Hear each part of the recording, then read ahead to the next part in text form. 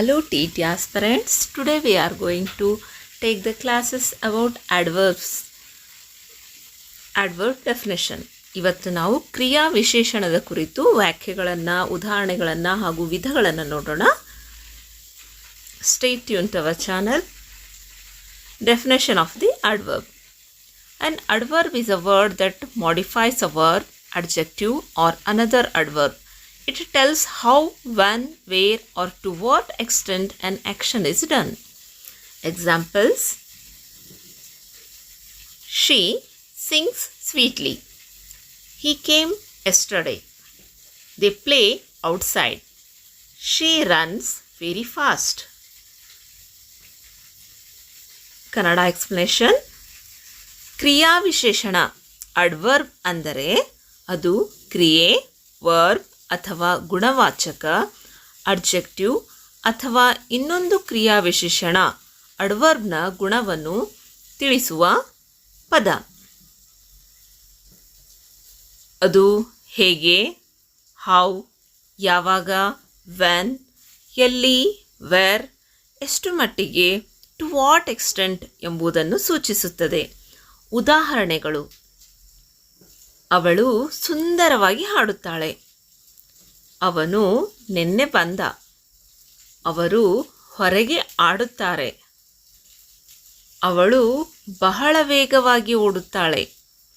ಈ ರೀತಿಯಾದಂಥ ಉದಾಹರಣೆಗಳು ನಮಗೆ ಕ್ರಿಯಾ ವಿಶೇಷಣೆಯ ಕುರಿತು ಹೇಳುತ್ತವೆ. Types of adverbs.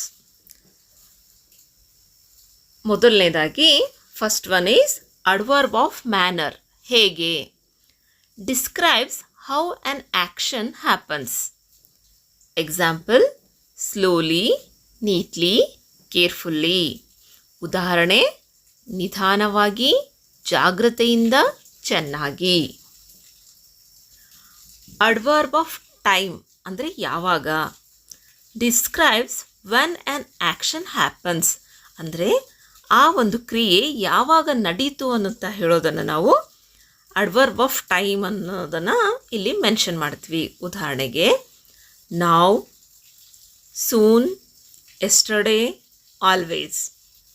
ಕನ್ನಡದಲ್ಲಿ ಉದಾಹರಣೆಗಳನ್ನು ನೋಡೋದಾದರೆ ಈಗ, ಶೀಘ್ರದಲ್ಲಿ, ನಿನ್ನೆ, ಯಾವಾಗಲೂ. ಅಡ್ವರ್ಬ್ ಆಫ್ ಪ್ಲೇಸ್ ಅಂದರೆ ಎಲ್ಲಿ. Describes where an action happens. Example: here, there, outside, upstairs. ಉದಾಹರಣೆ: ಇಲ್ಲಿ, ಅಲ್ಲಿ, ಹೊರಗೆ, ಮೇಲ್ಛಾವಣಿಯಲ್ಲಿ. ಅಡ್ವರ್ಬ್ ಆಫ್ ಫ್ರೀಕ್ವೆನ್ಸಿ ಅಂದರೆ ಎಷ್ಟು ಬಾರಿ. Tells how often something happens ಅಂದರೆ ಅದು ಎಷ್ಟು ಬಾರಿ ಆಗಿದೆ ಒಂದು ಯಾವುದೇ ಒಂದು ಸಂಗತಿ ಅಂತ ಇಲ್ಲಿ ಹೇಳ್ತಕ್ಕಂಥದ್ದು. ಉದಾಹರಣೆಗೆ ಆಲ್ವೇಸ್, ನೆವರ್, ಆಫ್ಟನ್, ಸಮ್ಟೈಮ್ಸ್. ಉದಾಹರಣೆ: ಯಾವಾಗಲೂ, ಎಂದಿಗೂ ಇಲ್ಲ, ಆಗಾಗ, ಕೆಲವೊಮ್ಮೆ.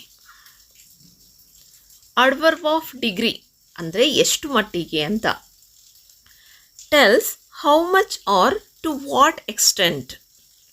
Examples: very, quite, too, almost.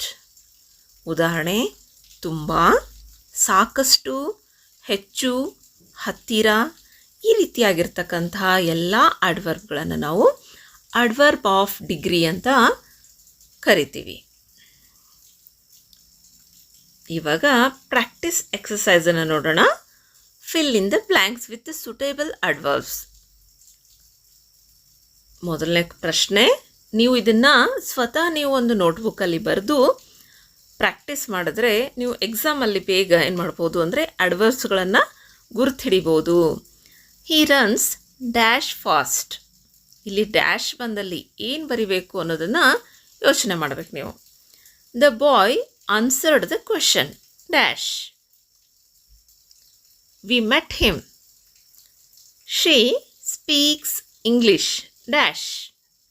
The baby is sleeping dash. So ಇಲ್ಲಿ ಯಾವ ಉತ್ತರಗಳನ್ನು ಬರಿಬಹುದು ಗೆಸ್ ಮಾಡ್ತೀರಾ? ಓಕೆ, ಆ ಉತ್ತರಗಳನ್ನು ಇಲ್ಲಿ ನಾನೇ ಹೇಳ್ತೀನಿ ನೋಡಿ. He runs very fast. ಇಲ್ಲಿ ವೆರಿ ಅನ್ನೋದು adverb. The boy answered the question correctly. ಇಲ್ಲಿ ಯಾವ್ದು ಹೇಳ್ರಿ ಅಡ್ವರ್ಬ್ ಅನ್ನೋದು? ಕರೆಕ್ಟ್ಲಿ ಅನ್ನೋದು ಇಲ್ಲಿ adverb. Next, we met him yesterday. ಅಂದರೆ ಯಾವಾಗ ಅನ್ನೋದನ್ನು ನಾವು ಹೇಳಬೇಕಾದ್ರೆ ಅಡ್ವರ್ಬನ್ನು ಬಳಸ್ತೀವಿ ಅಂದಿದ್ವಲ್ವ. We met him yesterday. Yesterday ಅನ್ನೋದಿಲ್ಲಿ adverb. Then she speaks English fluently. ಅವಳು ಇಂಗ್ಲೀಷನ್ನು ಹೇಗೆ ಮಾತಾಡ್ತಾಳೆ? ಫ್ಲೂಯೆಂಟ್ಲಿ ಆಗಿ ಮಾತಾಡ್ತಾಳೆ. ಸೊ ಫ್ಲೂಯೆಂಟ್ಲಿ ಅನ್ನೋದಿಲ್ಲಿ adverb. Next last one, the baby sleeping ಪೀಸ್ಫುಲ್ಲಿ. ಮಗು ಹೇಗೆ ಮಲ್ಕೊಂಡಿದೆ? ಪೀಸ್ಫುಲ್ಲಿ ಆಗಿ ಮಲ್ಕೊಂಡಿದೆ. ಸೊ ಪೀಸ್ಫುಲ್ಲಿ ಅನ್ನೋದಿಲ್ಲಿ ಅಡ್ವರ್ಬ್. ಸೊ ಇವತ್ತಿನ ಸೆಷನ್ ಇಲ್ಲಿಗೆ ಮುಕ್ತಾಯ ಆಯಿತು. ನಿಮಗೆ ಇವತ್ತಿನ ಸೆಷನ್ ಇಷ್ಟ ಆಯಿತು ಅಂದ್ಕೊಳ್ತೀನಿ. ಮತ್ತೆ ನಾಳೆ ಹೊಸ ಒಂದು ಟಾಪಿಕ್ ಒಂದಿಗೆ ಭೇಟಿಯಾಗೋಣ. ಅಲ್ಲಿವರೆಗೂ ನಮ್ಮ ಚಾನಲನ್ನು ನೋಡ್ತಾ ಇರಿ, ಹೀಗೆ ಸಹಕಾರ ಮಾಡ್ತಾ ಇರಿ. Keep tuning to our channel.